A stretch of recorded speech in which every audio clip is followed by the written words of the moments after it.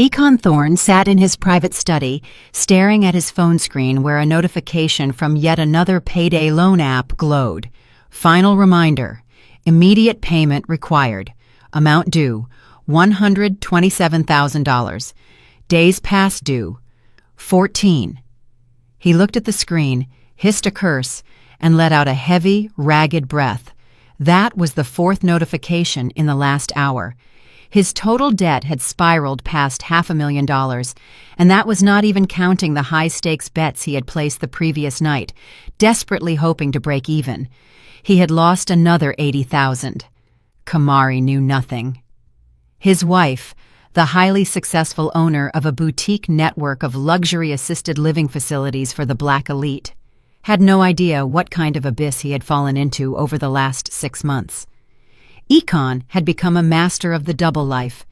He had a separate bank card for his gambling, a burner phone for dodging debt collectors, and a relentless stream of lies about business meetings and out-of-town conferences. Kamari trusted him without question, and he used that trust as a shield. But there was something else weighing on him even more heavily. Kalani. She was a 22-year-old girl with wide, soulful eyes and a childlike faith in his promises. They had met 3 months ago at a high-end shopping center where she worked in a designer boutique. Econ had wandered in by chance, looking for an anniversary gift for Kamari. Kalani had smiled at him with such openness and sincerity that he had completely lost his head.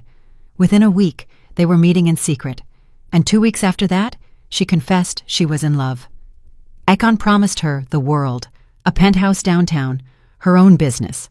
She dreamed of an Afro-chic cafe with vintage decor and, of course, a life together. "As soon as I handle things with my wife," he would say, pulling her close. Kalani believed every word. She didn't know that Kamari was the one with the money, the thriving business, and the massive investment portfolio. She didn't know that Econ had married Kamari 7 years ago, specifically for that. For the wealth, the status, and the ability to live a life of leisure. He had targeted her 7 years ago when he was broke after his own tech startup had crashed and burned. Kamari had taken him as he was, helped him get back on his feet, and given him everything. He had repaid her with betrayal. But now, betrayal wasn't enough. Econ needed money, and he needed it fast. The collectors had started calling his office number, which they had somehow tracked down. It was only a matter of time before Kamari found out. And divorce? Divorce meant ruin. According to the ironclad prenuptial agreement her lawyers had insisted on before the wedding, Econ would get nothing. Absolutely nothing. The entire business, the real estate, the accounts, everything was held in Kamari's name from before the marriage. She wasn't going to share, and Econ had known that from the start. But he also knew something else. 2 weeks ago, while going through documents in their home safe, he had stumbled upon Kamari's will. She had drafted it a year ago after her mother passed away, likely reflecting on her own mortality. Econ had read it in secret while she was at work. He had frozen in shock. The sole heir to her entire estate in the event of her death was him, Econ Thorne. No other relatives, no charities, just him. The idea had come to him then, cold and dark like a midnight wind. If Kamari died, he would get it all. The debts would vanish in a single day. Kalani would get her penthouse and her cafe. He would be free. A new life without the past, without the mistakes, without the fear of being exposed. Econ spent a week researching. The internet is full of information if you know where to look. He read about toxins, about symptoms, about how different substances affected the body. He needed something fast, but not instant, something that could be written off as a heart attack or anaphylactic shock. Eventually, he settled on a compound he managed to acquire through a shady contact under the guise of pest control for a rural property. Colorless, nearly tasteless, and soluble in liquid. It would take effect within an hour, causing a gradual decline that looked like a severe allergy or acute food poisoning. Tonight, he had made his move. Akon had invited Kamari to a prestigious restaurant on the waterfront, her favorite spot where they celebrated their milestones. She was thrilled by the invitation. In recent months, they had rarely seen each other, both consumed by work. Kamari wore an elegant silk dress the color of a ripe plum, her hair styled in an intricate crown of braids, and she smiled at him the way she used to in the very beginning. "You look breathtaking," Akon said, helping her into the car. "Thank you, baby." Kamari touched his hand. "I'm just glad we finally found time for us." The restaurant was the height of luxury.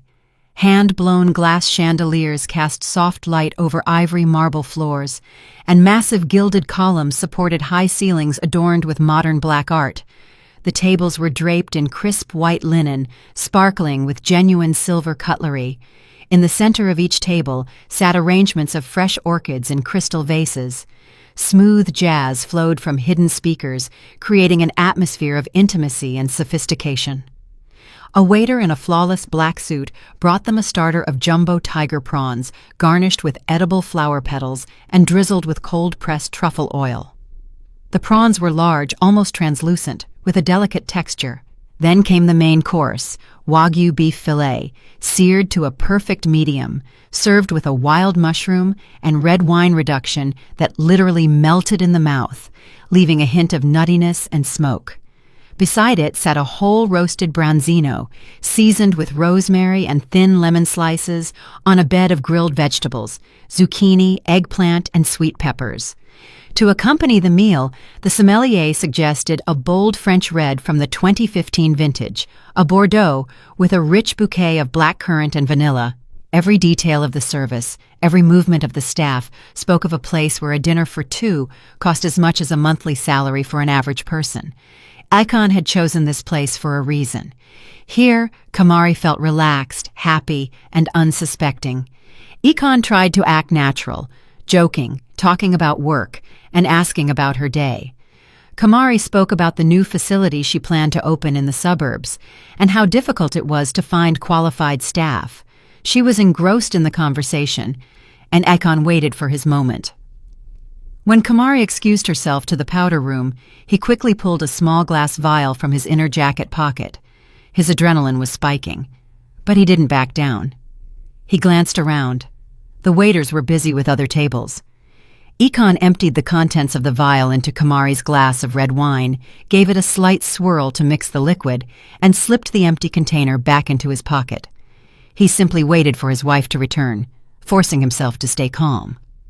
Kamari returned a minute later, sat down, and raised her glass. "To us, Akon. To always being together." Akon clinked his glass against hers, careful not to meet her eyes. "To us." She took several sips. Akon watched as she set the glass down and continued talking about her plans. 20 minutes passed, then 30. Kamari finished her wine and the rest of her meal. Akon had begun to wonder if the substance would work at all when he noticed her face turning slightly pale. "Kamari, are you okay?" he asked, faking concern. "I don't know," she said, rubbing her forehead. "I feel a bit dizzy. Maybe the wine was too strong." "Maybe we should get some fresh air?" They settled the bill. Akon used Kamari's card, and he helped her into her coat. She held onto his arm tighter than usual, and he could feel her fingers turning cold. As they stepped outside, Kamari suddenly stopped and clutched her stomach. "I feel sick," she whispered. "Really sick." "Hang in there, honey." Akon put his arm around her, guiding her to the car. "I'll get you to the hospital right now. Everything will be fine." He helped her into the passenger seat and buckled her in. Kamari leaned back, her breathing fast and shallow. Beads of sweat broke out on her forehead. Akon started the engine and pulled out onto the road, ostensibly heading toward the nearest ER, but 10 minutes later he turned off the main highway onto a gravel road leading into a dense wooded area outside the city limits. "Akon, where are we going? This isn't the way to the hospital." Her voice was weak, barely a whisper. "I know," he replied coldly. Akon stopped the car deep in the woods, where the trees closed in over the road like a dark tunnel. He turned off the headlights and looked at his wife. Kamari stared at him with wide eyes, filled with pain and confusion. "I put poison in your wine," Ekon said, a thin smile touching his lips. "You have maybe 30 minutes left, maybe less. Get out of the car." "What?" Kamari tried to reach for him, but her hands wouldn't obey. You're joking, Ekon? This isn't funny." "I'm not joking." He unbuckled her seatbelt, got out, and opened her door. "Get out! Now!" "But why?" Tears tracked down her cheeks. "I love you. I gave you everything." "That's exactly why." Ekon grabbed her arm and roughly pulled her out of the car. Kamari collapsed onto her knees on the damp earth, gasping for air. "You gave me everything except the right to control it. Your prenups, your lawyers, your constant control. I'm tired of being an accessory to your successful life." He stood over her, looking down with the contempt he had hidden so carefully for so long. "For 7 years I endured it. 7 years of listening to you talk about your successes, your projects, how great you are. And what was I? The husband of a successful businesswoman. An addition. A piece of jewelry at your corporate events. 'Meet my Ekon,' you'd say, like you were introducing a pet." Kamari tried to speak, but he cut her off. "You think I didn't know your friends were laughing behind my back? That they called me a gold digger, a trophy husband? I heard it all, Kamari. Every word, every mocking look, and you did nothing to stop it because you didn't care about my dignity. All that mattered was that your business thrived, right?" He crouched down, looking her in the eye. "And you know what the funniest part is? I never loved you. Not for a single day. You were just a convenient option. A wealthy, lonely woman who fell for pretty words. I thought eventually I'd get access to the money, but you were smarter than that. Or your lawyer was. That damn prenup? You always tried to control me, but I found the loophole. The will. You signed your own death warrant, honey." Ekon stood up and brushed off his slacks. "Kalani is young, beautiful, and most importantly, she looks at me with adoration. She doesn't try to control me or set rules. With your money, we'll finally live for real. And you're just a mistake that needs to be corrected." He nudged her with his foot, and Kamari fell back onto the ground. "Stay here, and think about how you lived your life wrong. You have 30 minutes, maybe less. Goodbye, Kamari. I can't say it was a pleasure." He slammed the door. Kamari tried to stand, but her legs gave out. She slumped onto the grass by the roadside, clutching her chest. The pain was becoming unbearable. "Ekon, please!" Her voice was nothing but a rasp. "Don't leave me here. I'll die." "That's the plan, sweetheart." He started the engine. "Goodbye." Ekon turned the car around and drove away without looking back. In the rearview mirror, he caught a glimpse of Kamari's figure hunched over on the shoulder. Then the trees hid her from view. He turned up the music to drown out the voice of his conscience, which was still trying to break through his cold resolve. 15 minutes later, Ekon was driving through the city streets, heading home. His phone vibrated, a message from Kalani. "When can I see you? I miss you." He smiled and typed back, "It'll all be settled soon. We're starting our new life, I promise." Kalani sent back a heart emoji. She didn't understand what was happening, but she was happy, naively believing in his words. Ekon imagined how in a few days he would report his wife missing, how he would play the grieving widower when they found her, how he would inherit everything and finally pay off his debts. Kalani would get her penthouse, her cafe. They would be together, and no one would ever know the truth. Kamari would just be a memory of the past, a problem he had finally solved. Ekon parked the car at the house, went up to the apartment, and poured himself a glass of bourbon. His hands were no longer shaking. His conscience was silent. He had done what he had to do. Now, he just had to wait. He pulled out his phone and sent Kalani another message. "Get ready for big changes, my love. Very soon you'll have everything you ever dreamed of." The girl replied almost instantly. "Are you serious? I'm so happy. I love you." Ekon chuckled. She believed the fairy tale he had spun for her. She believed he was an honest man stuck in an unhappy marriage. She believed his wife didn't understand him or value him. Kalani didn't ask too many questions, content with promises and occasional meetings in a rented apartment on the edge of the city. Her mother, Sandra, was more skeptical of Ekon. Several times she had tried to talk to her daughter, hinting that a married man was unlikely to leave his family and that promises were just words. But Kalani brushed off the warnings, saying her mom didn't understand, that Ekon was special, that he really loved her. Sandra would just sigh and fall silent, knowing her daughter was blinded by her feelings. Ekon finished his bourbon and looked at his watch. 40 minutes had passed since he left Kamari in the woods. If the compound worked the way it was supposed to, she was already dead or close to it.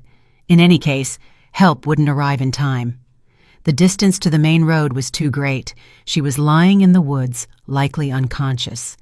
And that road was deserted, especially late at night. No one drove past. By the time someone found her, it would be too late. He lay down on the sofa, closed his eyes, and tried to relax. The plan had worked. Now he just had to wait for morning and then put on the performance. Call the police, report his wife missing, tell them she felt sick after dinner. He was driving her to the hospital, but she asked him to stop by the side of the road, got out to get some air, and disappeared into the brush. He searched for her, called for her, but couldn't find her. Ekon replayed the story in his head several times, sharpening the details. Everything had to look believable. Tomorrow, a new life would begin. A life without debt, without fear, without Kamari. A life where he was finally the master of his own fate. Kamari lay on the damp grass by the side of the gravel road, feeling life slowly draining from her body. The pain in her abdomen was excruciating. Every breath was a struggle. Her arms and legs wouldn't move. She tried to call for help, but her voice was a faint croak that was immediately swallowed by the silence of the night. Tears flowed down her cheeks, mixing with the dirt on her face. Ekon, her husband, the man she had trusted for 7 years, the man she had loved despite all his flaws. He had poisoned her in cold blood, calculatedly, with a smile on his lips, and thrown her away in the woods like a piece of trash. Kamari closed her eyes, trying to gather what was left of her strength. She didn't want to die, not here, not like this, but her body refused to cooperate. She tried to sit up, pushing off the ground with her hands, but she immediately collapsed back down. Her breathing was becoming shallower. Her thoughts were muddled. A deep chill was taking over her body. She resigned herself, closed her eyes, and prepared for the end. But suddenly, through the veil of pain and numbness, she heard the sound of an approaching vehicle. The engine hummed smoothly and quietly, clearly a high-end car. How had a car ended up on this back road? Kamari used the last of her strength to lift her hand, trying to attract attention. Her hand shook, barely rising above the ground, but she tried with everything she had. A black SUV slowed down, drove a few more yards, and stopped. Kamari heard a door slam, then quick footsteps approaching her. A man's voice, startled and sharp, rang out. "Lord, what happened here? Ma'am, are you alive?" Kamari tried to answer, but could only manage a groan. She opened her eyes and saw the face of a man in his early 40s leaning over her. The features were familiar, very familiar. She tried to focus her gaze and suddenly recognized him. Kenji Sterling, her business rival, owner of a network of private clinics and medical centers. For the past 2 years, he had been trying to enter the assisted living market. They had met at professional conferences, discussed potential collaborations a few times, but nothing had ever materialized. Kamari had always considered him a man of integrity, even if he was a tough competitor. "Kamari?" Kenji recognized her and knelt beside her. "Kamari Thorne, what's going on? What happened?" "Poisoned," was all she could force out. She tried to speak again, but only a rasp came from her throat. Kenji gently supported her head, listened to her breathing, and checked her pulse. His face grew grim. "You need emergency medical help. I'm taking you to the clinic right now." He lifted her in his arms. Kamari felt light, almost weightless in his embrace as he carried her quickly to the car. He sat her in the back, covered her with his blazer, buckled the belt, then got behind the wheel and sped off. "Hold on, Kamari. We'll be at my clinic in 20 minutes. They'll help you there." Kamari nodded, though the movement triggered a new wave of pain. She closed her eyes, trying to focus on breathing. Every breath was a small victory. Kenji drove fast but carefully, slowing down on turns to avoid causing her more pain. "Who did this to you?" he asked, not taking his eyes off the road. "Do you remember?" Kamari opened her eyes and whispered one word. "Husband." Kenji's jaw tightened as he looked back at the road. "Understood. Don't say anything else. Right now, we just need to save your life." He pulled out his phone, dialed a number, and put it on speaker. "Ma, it's me. I need your help immediately. I'm coming to the clinic. Poisoning. The patient is in critical condition. Get everything ready for toxicology and anti-venom therapy. I'll be there in 15 minutes. "Understood, son," a calm female voice replied. "I'm waiting." Aurelia Sterling, Kenji's mother. Kamari had heard of her, a renowned toxicologist who had worked in medicine for over 40 years. If anyone could help her, it was Aurelia. The SUV flew through the night city, blowing through yellow lights, overtaking the few cars on the road. Kenji glanced in the rearview mirror periodically, checking on Kamari. She was holding on, though her strength was fading by the minute. Finally, they pulled up to a modern, low-rise building with a sign that read Sterling Medical Center. Kenji jumped out, flung open the back door, and lifted Kamari in his arms again. At the entrance, a woman in a white lab coat was already waiting, silver-haired, with sharp eyes behind thin-rimmed glasses. "Aurelia Sterling." "Into toxicology," she said briefly. "Langston is already prepping the IVs." They went down the hall into a small treatment room equipped with a gurney, medical monitors, and a tray of instruments. A tall man in a lab coat, Dr. Langston Pierce, the clinic director, was setting up the IV system. Kenji gently laid Kamari on the gurney. Aurelia immediately went to work, checking blood pressure, temperature, pupils, and listening to her heart and lungs. "Classic signs of neurotoxin poisoning," she said. "We need an immediate blood panel and gastric lavage. Kenji, help me." The next half hour was a blur of nightmare for Kamari. She drifted in and out of consciousness. She felt the needle prick her arm, the cool rush of medicine through her veins, and the agonizing nausea of the stomach pump. Aurelia worked with precision, barking orders to Langston and Kenji. No one asked unnecessary questions. Everyone understood that every second counted. An hour later, Aurelia stood up and stripped off her gloves. "The worst is over. The antidote is taking effect." The blood work showed a thiophosphate compound. It's a toxin used in industrial agriculture for pest control, a lethal dose. If you had brought her 10 minutes later, there would have been nothing we could do. Kenji exhaled and rubbed his face. "She'll be okay?" "Yes, but she'll need time to recover. At least a week of intensive therapy and total isolation. No visitors, no calls, especially from her husband. He can't know she's here." Kenji looked at Kamari, who lay with her eyes closed, hooked up to the monitors. "I'll handle that." Dr. Pierce nodded. "We won't enter her into the patient database. Officially, she isn't here. I'll take full responsibility." Aurelia sat beside Kamari and took her hand. "Can you hear me, baby? You're safe. We saved you. Now you just need to rest and regain your strength." Kamari weakly squeezed her fingers in response. Tears flowed again, but this time they were tears of relief, not fear. Kenji walked into the hallway, pulled out his phone, and called his assistant. "Igor, I need information. Econ Thorne, Kamari Thorne's husband. Everything you can find, financial status, connections, movements over the last week. Dig deep and stay quiet. No one can know we're looking into this man." "Copy that, boss. How much time do I have?" "By tomorrow evening. It's urgent." Kenji hung up and went back into the room. Kamari was sleeping. Her breathing was steady, though her face was still pale. "She's strong," Aurelia said softly. "She'll make it. Ma, I'm going to take her to my house once she can move. I have the guest suite. She'll be safe there." "Good. but not for at least 3 days. She needs constant monitoring. Kenji nodded. He looked at the sleeping Kamari and wondered what kind of monster could do this to his own wife. He knew Kamari as a brilliant, honorable businesswoman who had built her empire from the ground up. They were competitors, but they had always respected each other, and now she had almost died at the hands of the man she trusted most. And Ikon?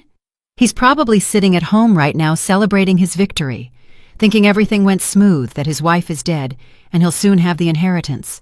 This bastard made a mistake, Kenji whispered. We're going to bring him down. I promise. Meanwhile, Ikon was indeed sitting at home, finishing his second glass of bourbon. His phone vibrated. Another message from Kalani. Can't wait for us to be together. You're my hero. He chuckled and wrote back, just a little longer, beautiful. Very soon, everything changes. Get ready for our new life.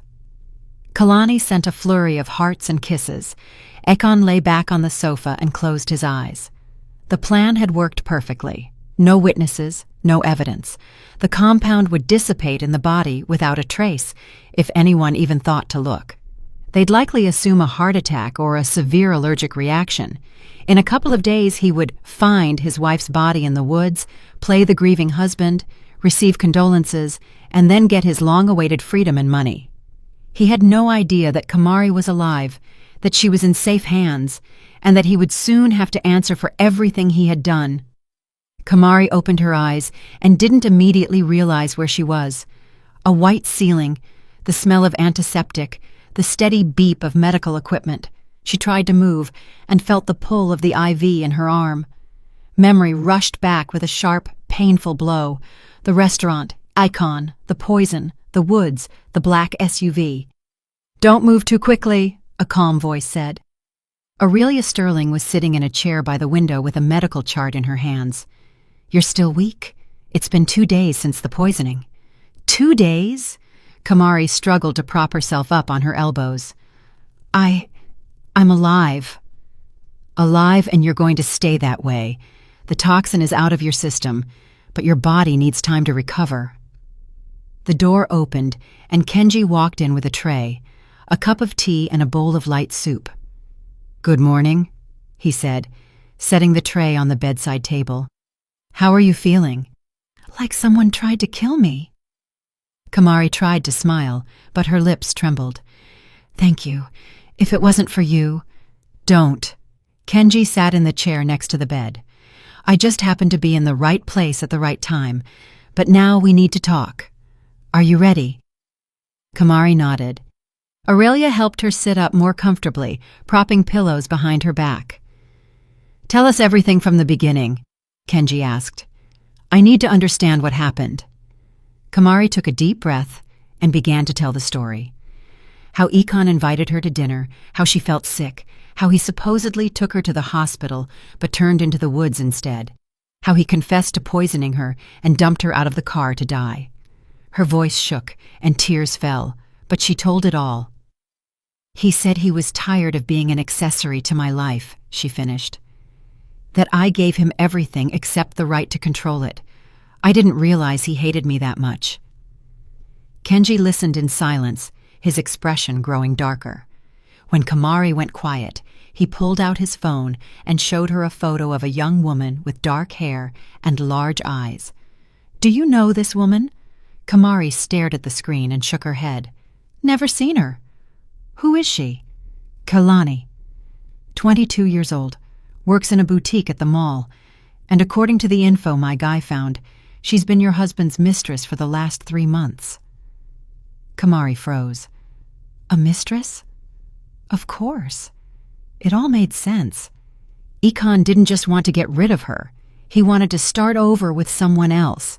Someone young, naive. Someone who wouldn't monitor his every move. I have their messages, Kenji continued. My guy got into his cloud storage.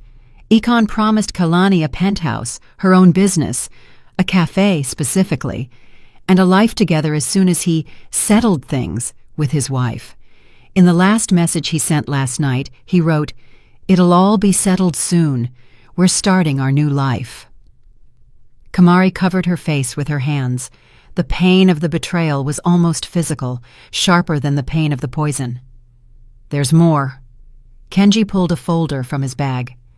"Econ is drowning in debt. Payday loans totaling $520,000, sports betting. Collectors are calling him 10 times a day. He's bankrupt, Kamari, and the only way out of that hole for him was to inherit your estate." "The will," Kamari whispered. "I wrote it a year ago. Econ is the sole heir. Lord, I signed my own death warrant." "No," Kenji said firmly. "You trusted the man you married. That's normal. He turned out to be a monster, but we have a chance to hold him accountable, if you're ready." Kamari lifted her head and looked him in the eye. "I'm ready. What do we do?" "First, cut all ties. Divorce, immediately. Second, talk to an investigator. I have a friend at the district attorney's office, Detective Amara Vance. She specializes in cases like this. She's honest and principled. We can trust her, but if we go to the police, Econ will know I'm alive." Kamari frowned. "He might run." "That's why we'll act carefully and in stages. First, we gather all the evidence, and then we strike. Suddenly and precisely, so he doesn't have time to react." Aurelia stepped toward them. "I've saved all of Kamari's blood samples. The presence of the thiophosphate compound is documented. That is irrefutable proof. Plus, my testimony as a toxicologist with 40 years of experience." "Perfect." Kenji made notes in a legal pad. "Next, we need the security footage from the restaurant. There's a chance it caught the moment Econ spiked your glass." "He did it when I went to the restroom," Kamari remembered. "I was gone for maybe 3 minutes. When I came back, he looked tense, but I didn't think anything of it." "Then there's a good chance the cameras caught it. I'll have Amara request the footage officially." Kenji dialed a number and put it on speaker. After 3 rings, a woman's voice answered. "Vance?" "Amara, it's Kenji Sterling. I need your help, urgently." "I'm listening." Kenji briefly laid out the situation. Detective Vance listened in silence, asking only a few clarifying questions. When he finished, she exhaled. "That's attempted murder. If everything you're saying holds up, he's looking at 15 to 25 years. I need to meet the victim, get her statement, and secure the medical records. When can she talk?" "Right now." Kamari sat up straighter in the bed. "I'm ready." "Good. I'll be there in an hour. Kenji, have everything ready, and not a word to anyone. This stays strictly confidential until we move for the arrest." "Copy that." An hour later, a woman in her 40s with short hair and a serious face entered the room. Detective Amara Vance introduced herself, showed her badge, and pulled out a recorder. "Kamari Thorne, I am a detective with the district attorney's office. Are you prepared to give a statement regarding the attempt on your life?" "I am," Kamari said firmly. For the next 2 hours, she told the entire story in detail. Amara recorded it, asked questions, clarified details, then reviewed the medical documents Aurelia provided, and made copies of the labs. "The picture is compelling," she said, tucking the papers into her folder. "Now I need to get the restaurant footage, pull Econ's financial records, and get a warrant for his phone and cloud storage. That will take a few days." "What about Kalani?" Kenji asked. "She could be an accomplice." "Possibly. But from the messages you showed me, it doesn't look like she knew Econ's plan. Most likely he played her. But I have to interview her. I'll do it through her family. It's safer that way. Sandra, her mother." Kenji flipped through his notes. 44 years old, works as an accountant for a construction firm, lives with her daughter in a 2-bedroom on the outskirts. I'll talk to her tomorrow. Vance stood up. "Kamari, you need to stay here and stay off the grid. No calls, no messages. Econ needs to think you're dead. That gives us the time we need to build the case." "What about the divorce?" Kamari asked. "We'll file through a representative.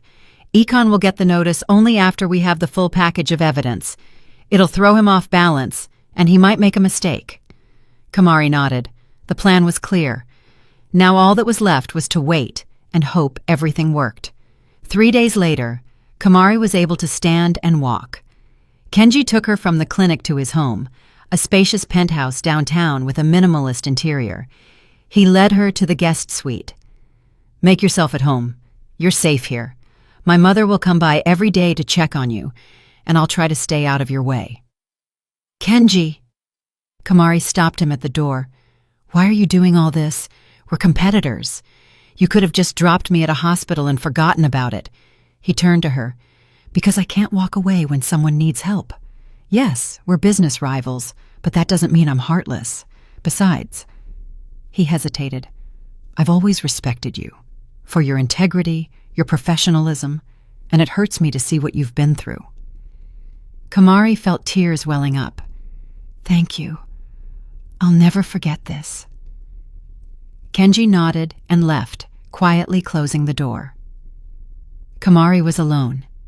She walked to the window, looking out at the city lights. Somewhere out there, in their apartment, her husband was living his life, believing he had gotten rid of her forever. But he was wrong. Soon he would realize what a monstrous mistake he had made. Meanwhile, Detective Imara Vance met with Sandra at a small cafe. The woman was anxious, not understanding why an investigator needed to see her. "Are you with the police?" she asked, sitting across from the detective. "What happened? Is my Kalani in trouble?" "I'm with the DA's office." "Your daughter isn't in trouble," Imara replied calmly, showing her badge. "But she might be a witness in a criminal case. I need to ask you some questions about Econ Thorne." Sandra turned pale. "I knew there was something wrong with that man. I told Kalani, but she wouldn't listen. Fell in love like a fool. He's promising her the world, but he's married." "I've checked what he's promising. A penthouse, a business. He says he's getting a divorce and they'll be together. Kalani believes him, but I see he's lying. Men like that always lie." Imara pulled out a photo of Kamari. "Do you know this woman?" Sandra shook her head. "Never seen her." "This is Ikon's wife. 3 days ago he tried to kill her, poisoned her and left her to die in the woods." Sandra pressed her hand to her mouth. Her eyes widened with horror. "Lord, and what about her?" "She's alive. She was saved. Right now, we're gathering evidence to prosecute Econ. Your daughter can help the investigation. I need her messages with Econ, her testimony on what he promised her." "She didn't know," Sandra said quickly. "Kalani didn't know he was going to kill his wife. She's just a girl in love who believed the fairy tales." "I understand. And if she gives a voluntary statement, that will be taken into account. She's not an accomplice. She's a victim of his manipulation. But her testimony will help establish the motive." Sandra thought for a moment, then nodded. "Fine. I'll talk to her. She needs to know the truth. She'll testify." Kalani sat in the kitchen, staring at her mother with terrified eyes. Her face was pale, her hands shaking.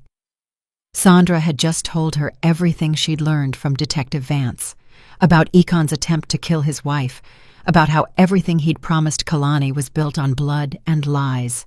"No," the girl whispered. "That can't be. Akon wouldn't do that. He loves me. He promised." "He promised you a penthouse and a business bought with blood money he'd get after his wife died," Sandra said harshly. "Do you understand what that means? He used you. You were his motive, his reason to kill another person." Kalani burst into tears, burying her face in her hands. Sandra hugged her daughter, pulling her close. "I'm a fool," Kalani sobbed. "I'm such a fool. How could I believe him?" "You're not a fool. You just fell for a monster who knows how to lie beautifully. But now you have a chance to make it right. The investigator needs your help. Your testimony will put him in prison." "But I didn't know." Kalani lifted her tear-stained face. "Mama, I swear, I didn't know he was going to kill her. If I had known, I never—" "I believe you. The investigator will too. That's why she wants you to give a voluntary statement. Show her the messages. Tell her what he promised.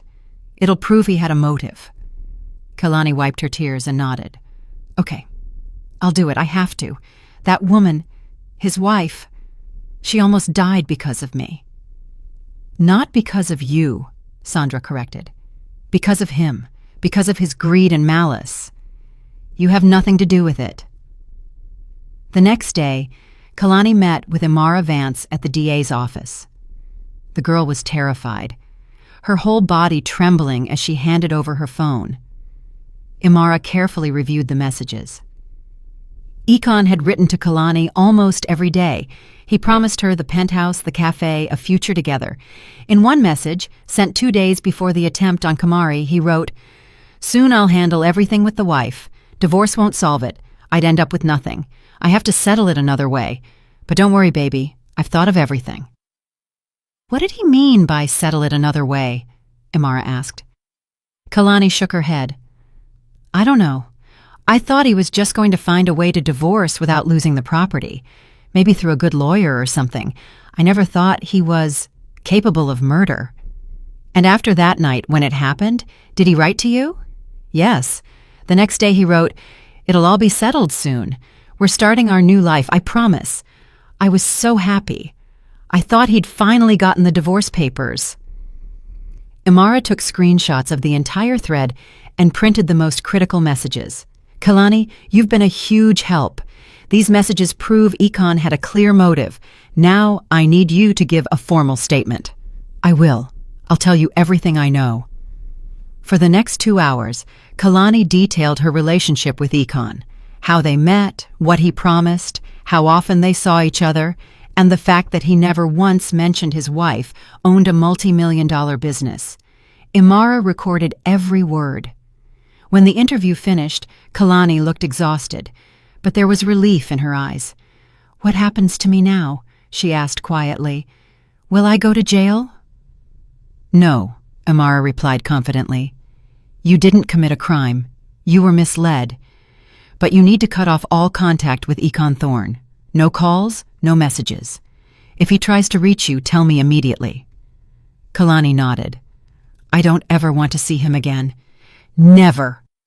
Meanwhile, Imara got the security footage from the restaurant. A tech expert ran the tape, stopping on the key moments. "There," he pointed to the screen. 21:43. The woman gets up and leaves, presumably to the restroom. On the screen, Kamari was seen getting up and heading for the exit. Ikon was left alone. The camera caught him in profile. He glanced around, checking if anyone was looking. Then, in a quick motion, he pulled a small vial from his jacket, emptied it into Kamari's glass, and tucked it back. The whole thing took less than 10 seconds. "Perfect." Imara stopped the recording. "That's direct evidence. I need high-res copies of this." "You got it," the expert nodded. Imara also pulled Ikon's financial records. The picture was grim. Debts to 5 different high-interest lenders totaling $520,000. Overdue payments, constant calls from collectors. His betting history showed he'd lost over $1 million in the last 6 months. Then she reviewed Kamari's will. According to the document, Ikon Thorne was the sole heir to her entire estate. The motive was undeniable. Massive debt, a mistress who wanted a lifestyle he couldn't afford, and a will that gave him everything if his wife died.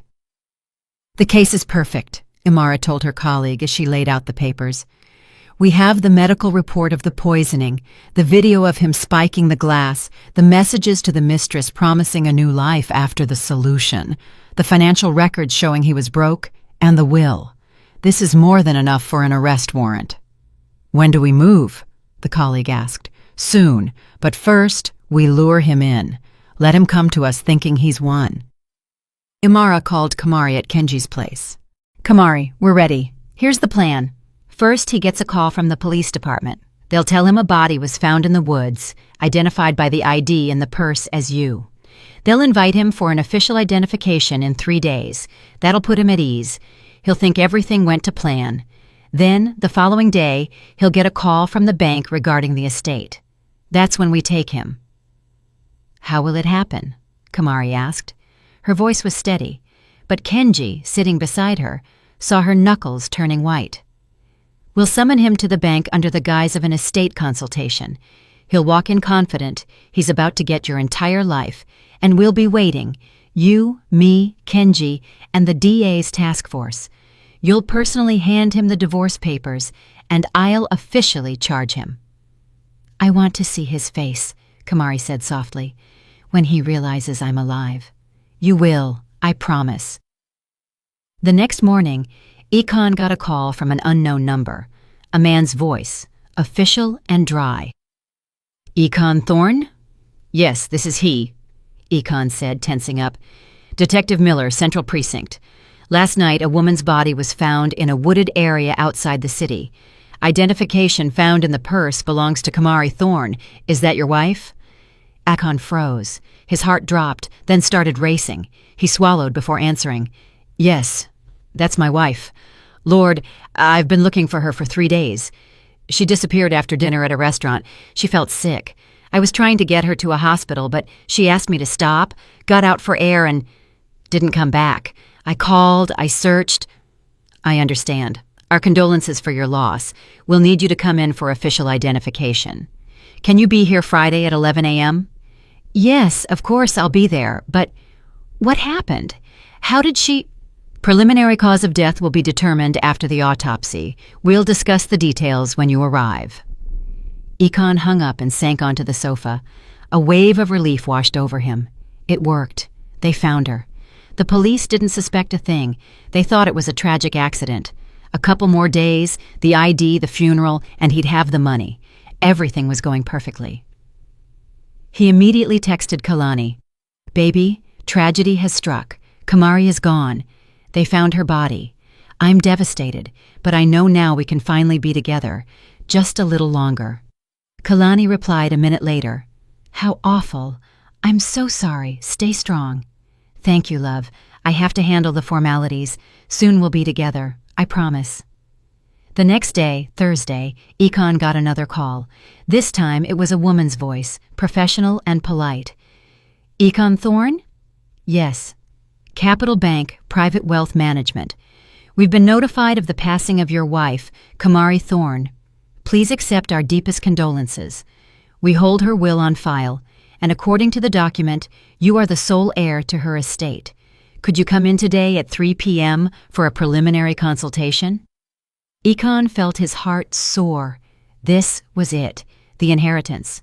Everything was his. "Yes, of course. I'll be there. Which office?"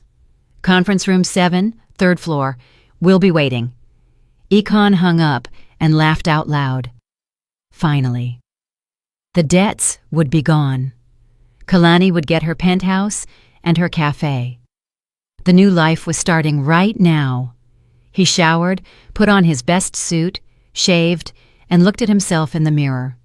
His face looked a bit haggard, but he could play that off as grief. He rehearsed a mournful expression, took a few deep sighs. He had to look convincing.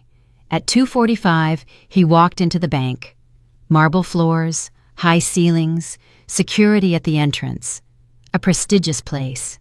He took the elevator to the 3rd floor, found room 7, adjusted his tie, took a deep breath, and knocked. "Come in," a woman's voice called. Econ opened the door, stepped inside, and stopped dead. Sitting at the long mahogany table was Kamari. Alive, pale, thinner, but absolutely alive. Her eyes were fixed on him, cold and hard. Beside her sat a man in his 40s with a watchful gaze, Kenji Sterling, though Econ didn't know him. And by the window stood a woman in a sharp suit with a badge in her hand. Econ turned so pale his skin looked gray. He backed toward the door, but it swung open behind him, and 2 uniformed officers from the DA's task force blocked the exit. "What? What is this?" Econ rasped, staring at Kamari. You're alive? How?" "Econ Thorne." The woman by the window stepped forward, showing her badge. "Detective Imara Vance, District Attorney's Office. You are under arrest for attempted murder. You have the right to an attorney. Anything you say can and will be used against you in a court of law." Econ swayed. His legs were giving out. He grabbed the back of a chair. "No. This is a mistake. I don't understand." Kamari stood up. She held a folder, walked over to Econ, and handed him the papers. "This is a petition for divorce." Her voice was steady, ice cold. "Grounds: attempt on my life, systematic fraud, and infidelity. The divorce will be granted as a summary judgment. Under the prenuptial agreement, you get nothing. Absolutely nothing. Akon looked at the documents, unable to read a single line. The letters blurred before his eyes. "Kamari, listen." He stepped toward her, reaching out, but the officers were instantly there, pinning his arms. "This is a misunderstanding. I didn't want to. I was desperate. I have debts. I didn't know what I was doing." "You knew exactly what you were doing," Kamari snapped. Her eyes flashed. "You researched toxins for a week. You bought the compound through a contact. You spiked my wine at the restaurant. We have the security footage. You drove me to the woods and left me to die, telling me I had 30 minutes left. It was all planned, calculated, cold-blooded. And then you were texting your mistress that you'd be starting a new life soon." Akon opened his mouth but found no words. The evidence. They had the evidence. Everything had collapsed.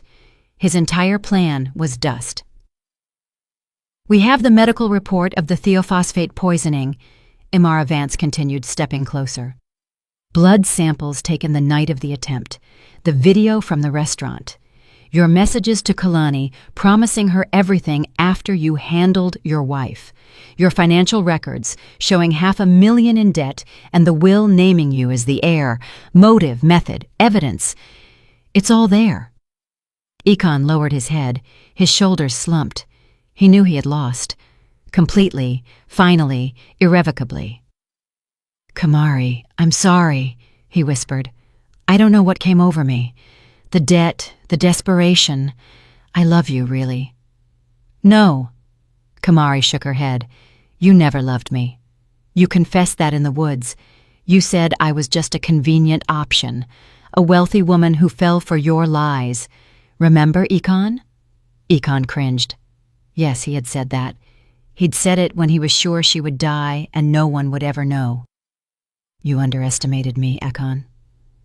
Kamari stepped closer, looking him right in the eye. "You thought I was weak, that I was easy to get rid of. But I survived. I was saved.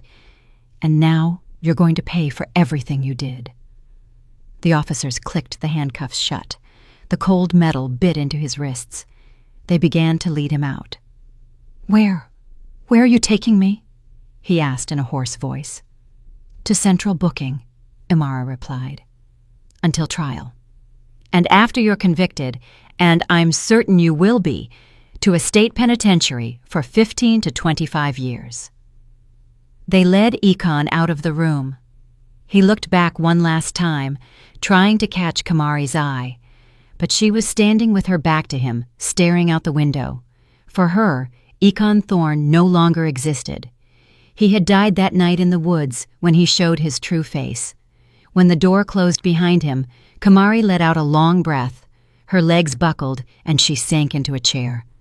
Kenji was there instantly, his hand on her shoulder. "It's over," he said softly. "You did it. You're incredibly strong." Kamari nodded. Tears fell down her cheeks, but they were tears of relief, of liberation. The weight she had been carrying for weeks finally fell away. "Yes," she whispered. "It's over. I'm free." The investigation and the subsequent trial lasted 3 months. Akon Thorne tried to deny the charges, hiring a lawyer who attempted to argue it was an accident or a misunderstanding, but the evidence was irrefutable.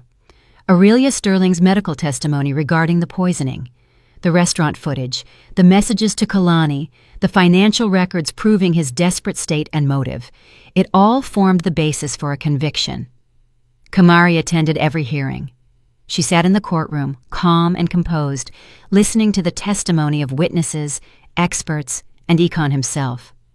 Sometimes she caught her ex-husband's eye, seeing anger, then fear, then pathetic regret. But she didn't care. That man no longer had any power over her.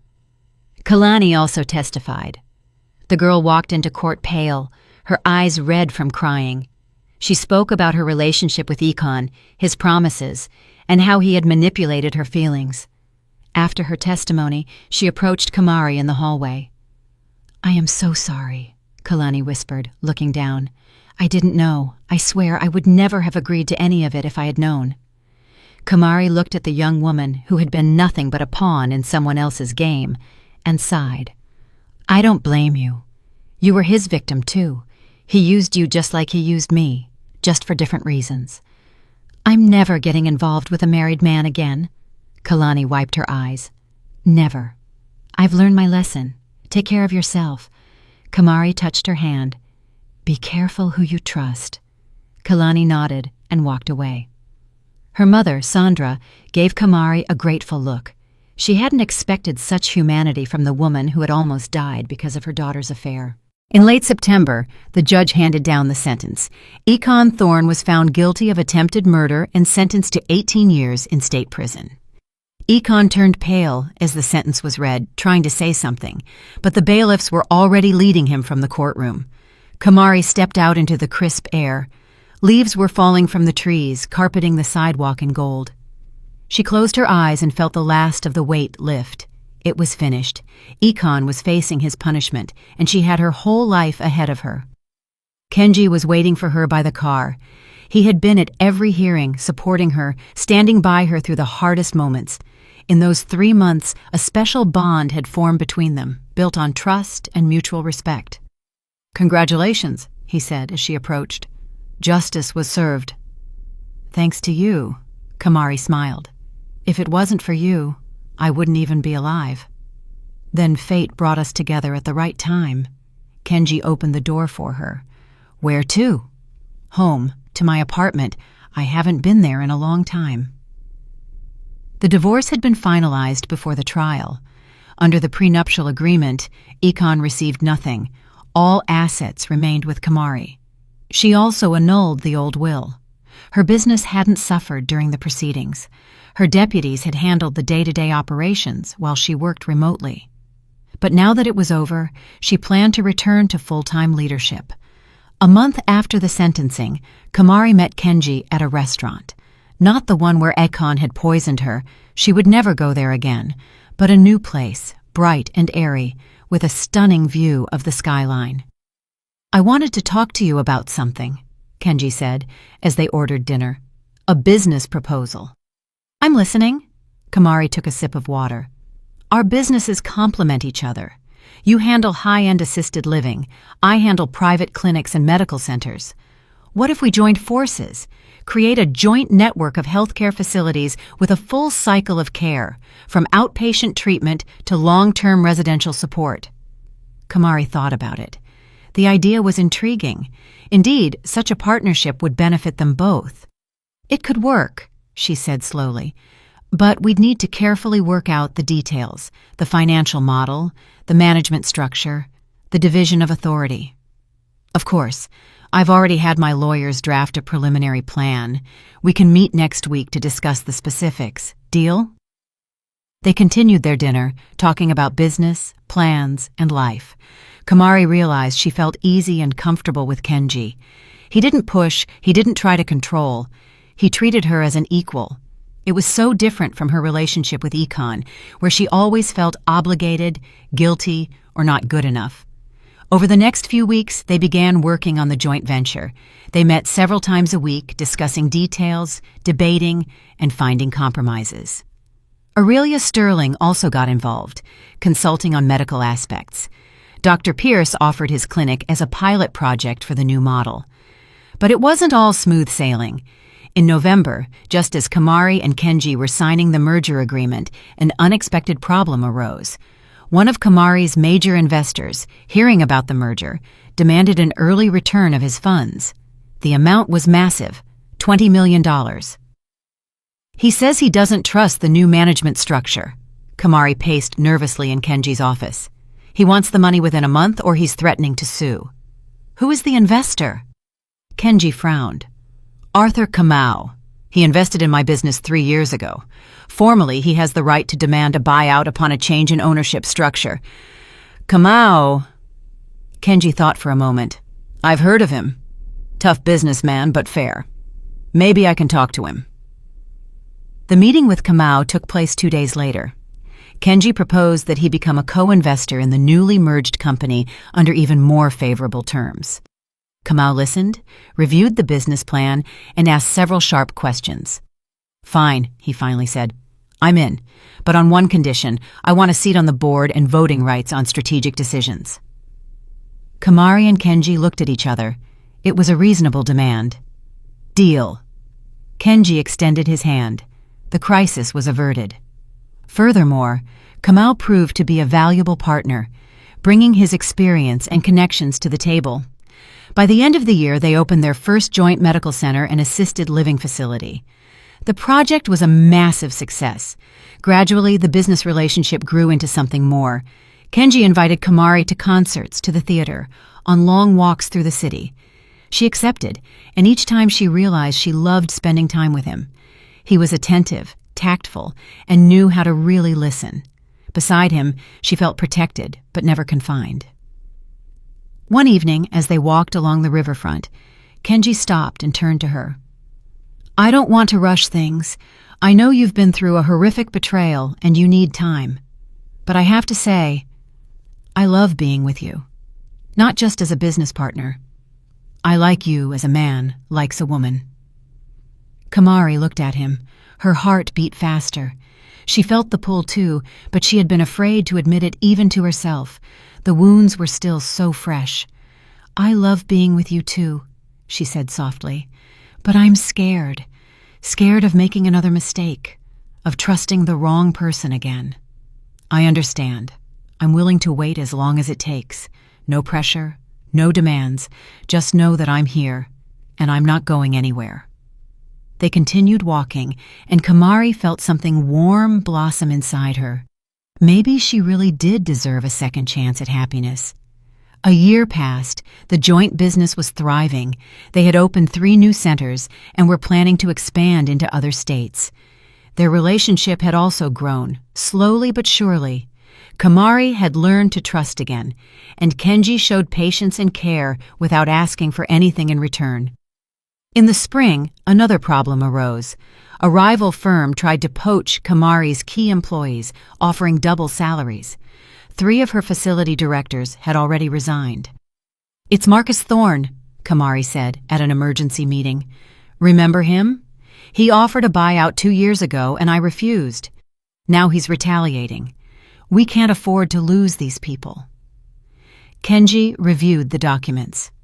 "They know the entire system from the inside. I'll talk to each of them personally," Kamari decided.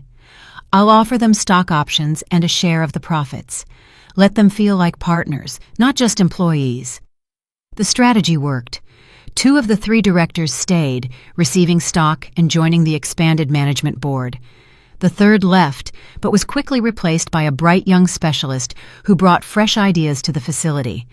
Marcus Thorne lost that battle, and Kamari and Kenji tightened their internal security protocols. The following March, Kenji proposed. It happened in his apartment, where Kamari had once lived while recovering. He had cooked dinner, lit candles, and after dessert, he dropped to one knee. "Kamari, I know you've had a failed marriage. I know you're afraid of history repeating itself, but I promise you, I will respect you, support you, and love you.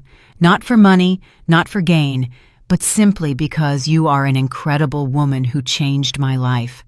Will you marry me?" Kamari looked at him through tears. This man had saved her twice, first from death, then from despair.